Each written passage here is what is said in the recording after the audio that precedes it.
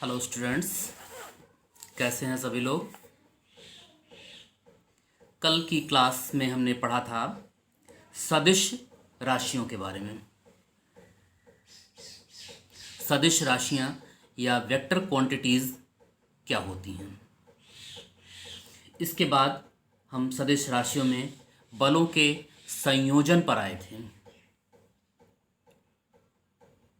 बलों का संयोजन क्या होता है। जब दो या दो से अधिक बल भिन्न भिन्न दिशाओं में कार्य करते हैं तो उनका प्रभाव जो होता है वह सामूहिक रूप से होता है। ठीक है। इसी के लिए एक इसका परिणामी बल ज्ञात करते हैं और यह जो परिणामी बल है यही संयोजन कहलाता है। सभी बलों को मिलाकर के एक रिजल्टेंट फोर्स जो मिलता है वही है बलों का संयोजन। फिर कैसे परिणामी बल निकाला जाता है उसके बारे में हमने चर्चा की थी। इसी क्रम में आगे बढ़ते हुए बलों के समांतर चतुर्भुज के नियम को सत्यापित किया गया। अब हमारा अगला टॉपिक यह रहा कि प्रयोगशाला में बलों के समांतर चतुर्भुज के नियम को कैसे सत्यापित करेंगे। तो आइए हम शुरू करते हैं। प्रयोगशाला में बलों के समांतर चतुर्भुज के नियम का सत्यापन।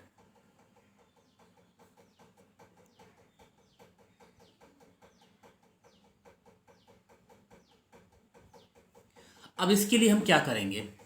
इसके लिए सबसे पहले हमें ज़रूरत की चीज़ें इकट्ठा कर लेनी हैं।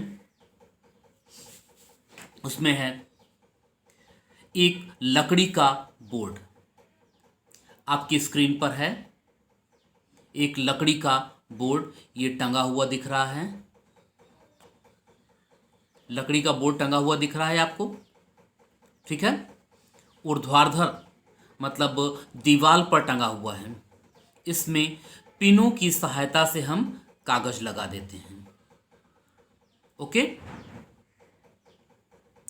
बोर्ड के किनारे पर दो घिर्रियां लगी हुई हैं, P1 और P2।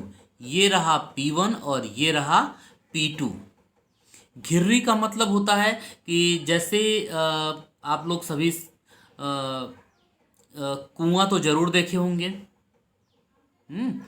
कुआं से बाल्टी खींचने के लिए जो ऊपर रस्सी खींचने के लिए गोला सा पहिया लगा होता है उसे हम घिर्रियां कहते हैं।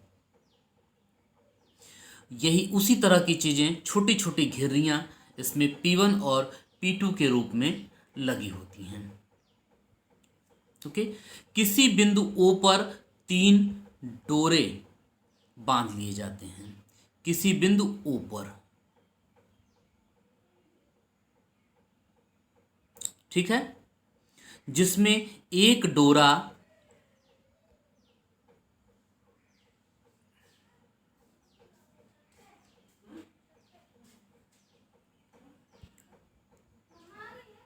ठीक है, जिसमें एक डोरा OM1 ये दिख रहा है। दूसरा डोरा घिर्री P1 से होकर जाता है। दूसरा डोरा OM2 घिर्री P2 से होकर जाता है तथा तीसरा डोरा OM3 नीचे लटका रहता है। इन डोरों में हैंगर की सहायता से कुछ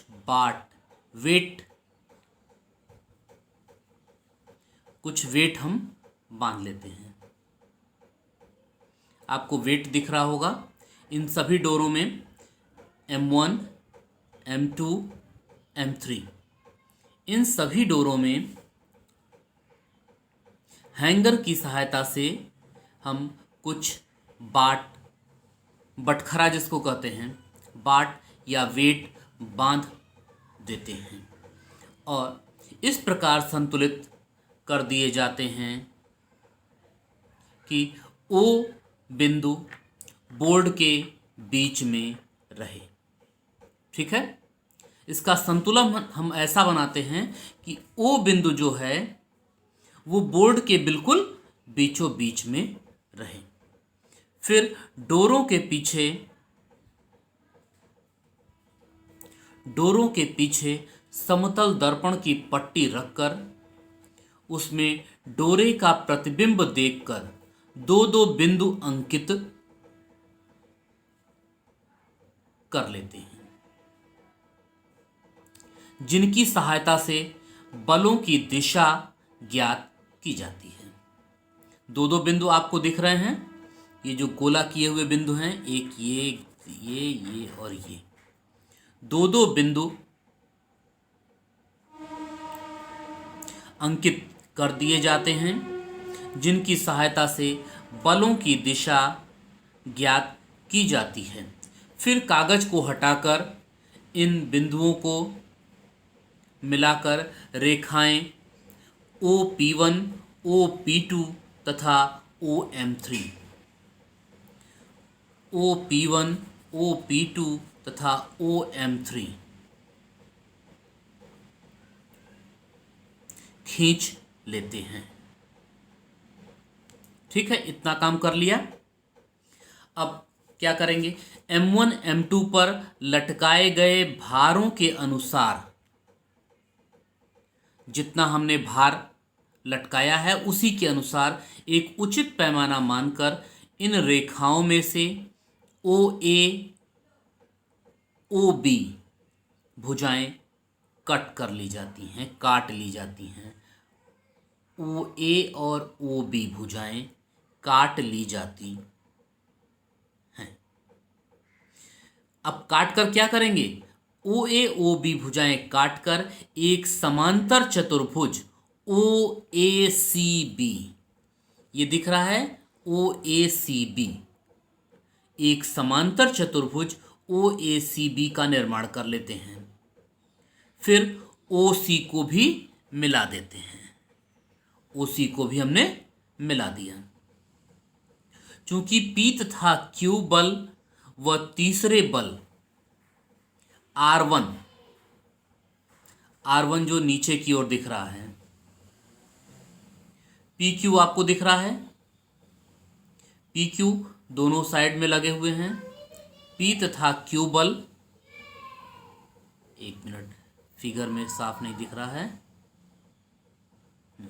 ये P बल दिख रहा है, ये Q बल दिख रहा है और तीसरा बल R1 ये दिख रहा है। P तथा Q बल व तीसरे बल R1 के प्रभाव में O बिंदु संतुलन में रहता है। अब तीन तरफ से बल लगा करके खींचा जा रहा है, तो जो बिंदु O है वो कैसे रहेगा, संतुलित रहेगा।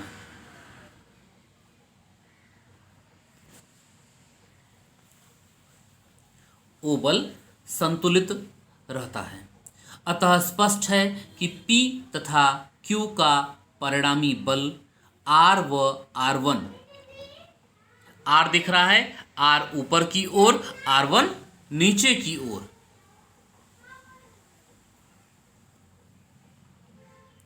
R व R1 एक दूसरे के बराबर तथा विपरीत दिशा में लगते हैं। R ऊपर की तरफ और R1 नीचे की तरफ बराबर तथा विपरीत दिशा में हैं। अतः यदि OC द्वारा प्रदर्शित बल परिमाण में R1 के बराबर है, OC आपको दिख रहा है, ये ऊपर की तरफ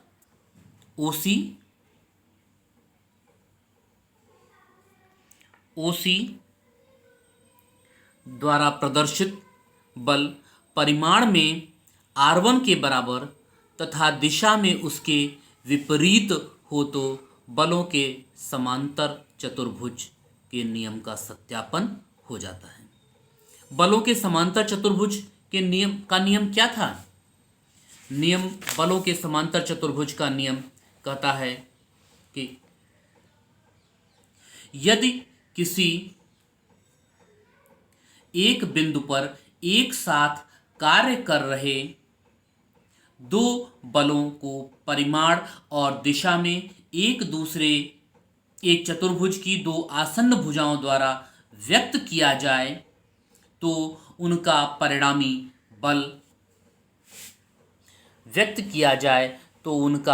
परिणामी बल परिमाण और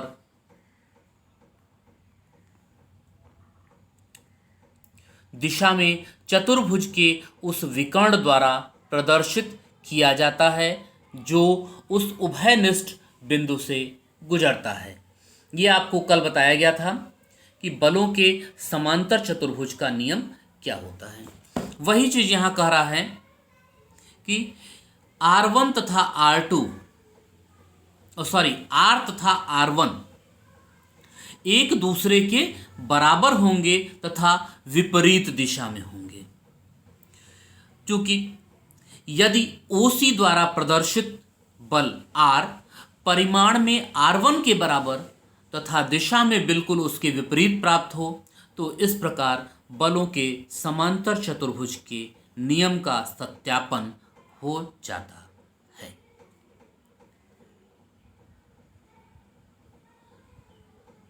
ठीक है।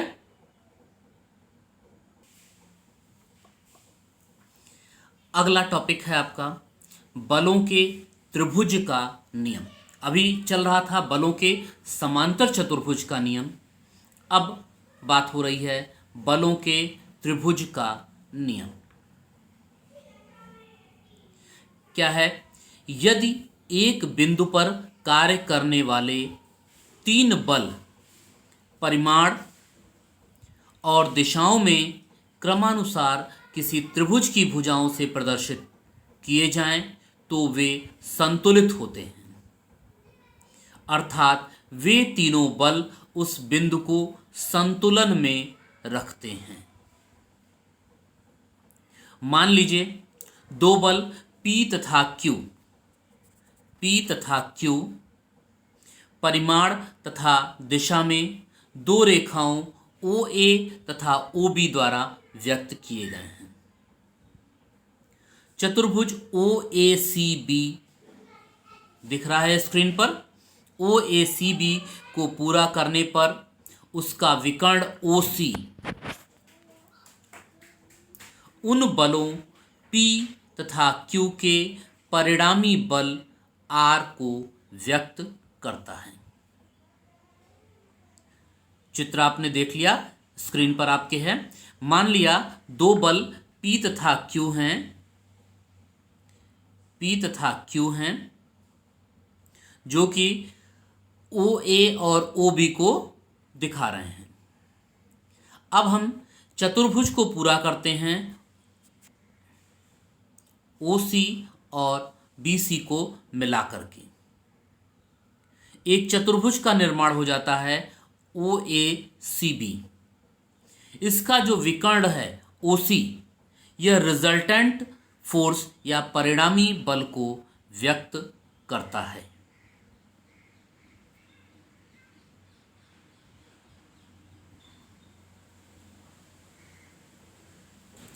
अब यदि हम दो बलों P तथा Q को रेखाओं OA तथा OC से व्यक्त करें और एक तीसरा बल S जो कि मान में R के बराबर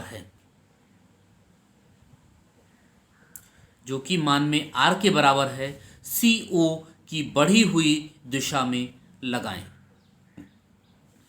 यहां देखिए P तथा Q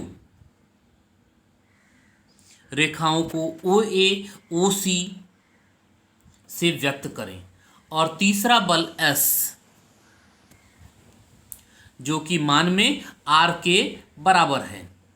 R के बराबर आपको चतुर्भुज सिद्ध करते हुए दिखाया गया था। CO की बढ़ी हुई दिशा में लगाएं, अर्थात R के विपरीत लगा रहे हैं तो संतुलन स्थापित हो जाएगा, संतुलन बन जाएगा, तीनों बलों का संतुलन हो गया है। अब यहाँ फिगर में क्या देख रहे हैं, P को परिमाण तथा दिशा में दर्शाने के लिए OA रेखा खींचा, OA खींच रहे हैं। क्या कह रहा है, P को परिमाण तथा दिशा में दर्शाने के लिए OA रेखा खींचा, वह Q को दर्शाने के लिए AC खींच लिया, तब CO रेखा S को प्रदर्शित करेगी, COS को प्रदर्शित कर रही है। क्लियर है इतना? इस प्रकार एक त्रिभुज OBC या OAC पूरा हो जाता है, जिसको बलों का त्रिभुज कहते हैं। इस त्रिभुज की प्रत्येक भुजा क्रमानुसार PQS के समानुपाती होती है। इस प्रकार OA, AC तथा CO उन बलों की समानुपाती हैं जिनको वे व्यक्त करती हैं, जो बिंदु O से गुजरते हैं। क्या कह रहा है इसमें, ध्यान दीजिएगा। इस प्रकार OA, AC तथा CO तीनों ही बल समानुपाती होंगे जिनको वे व्यक्त करती हैं और सभी बिंदु O से होकर के गुजरते हैं। क्लियर है इतना?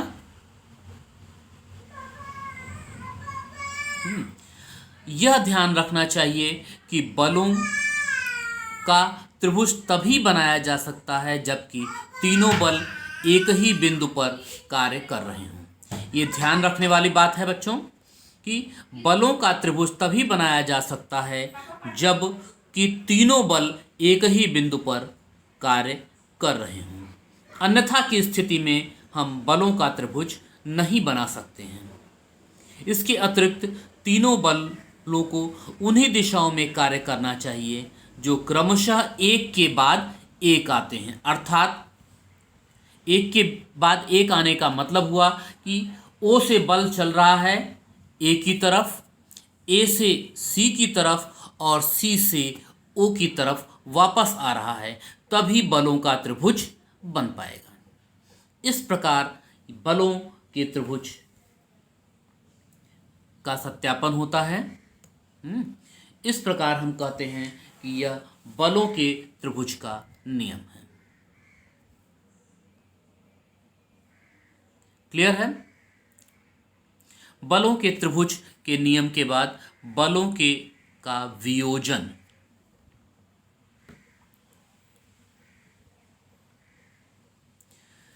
जिस प्रकार दो बलों को मिलाकर अकेला परिणामी बल ज्ञात कर सकते हैं,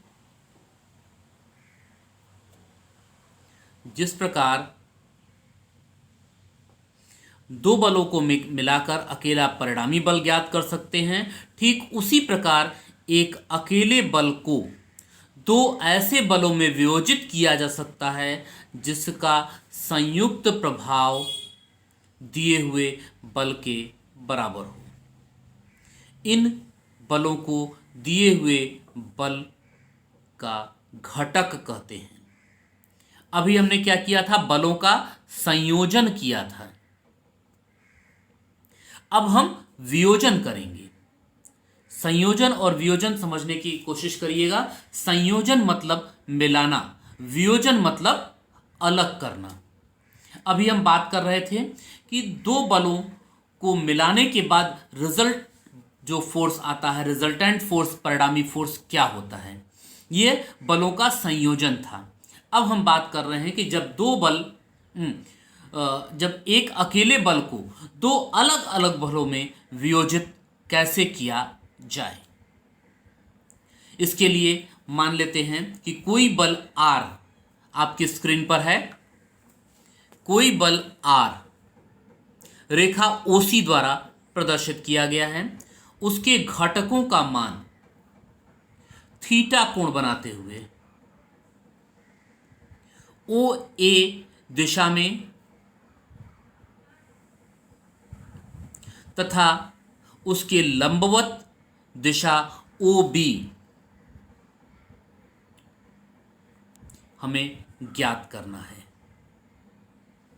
ओके, सी से ओ ए तथा ओ बी पर क्रमशः लंब डालकर सी एम तथा सी एन डालते हैं।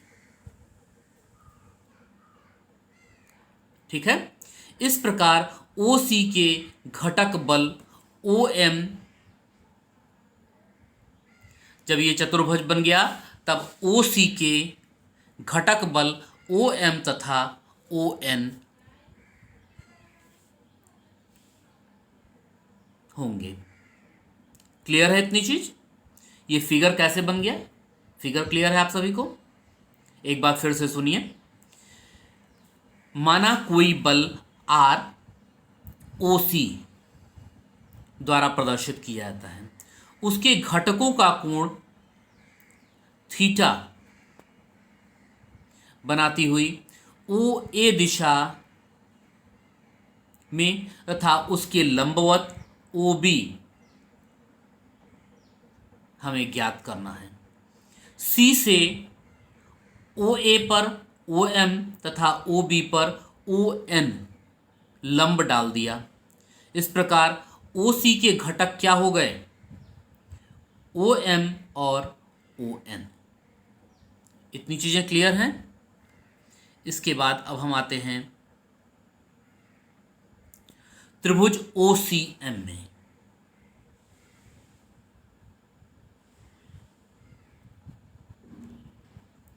त्रिभुज ओ सी एम दिख रहा है आपको?